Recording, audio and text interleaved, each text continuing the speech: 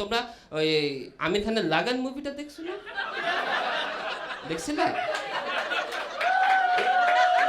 ওইটা তো রিলিজ হয়েছে মনে হয় 2001 না 2-তে, হ্যাঁ? আর ওইটা যে মেকিং করছে না, সে কিন্তু আমাদের খেলাটা দেখেই গেছিল 99-এ। আমরা যখন গেছি, যে দেখি যে ওরা ট্রাউজার আর জার্সি পরে আছে, 11 জন ট্রাউজার আর জার্সি।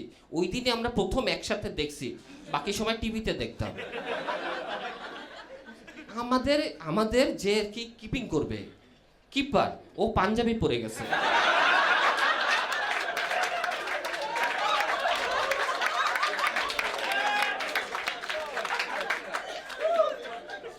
চারজন স্কুল ড্রেস পরে গেছে, ঠিক আছে?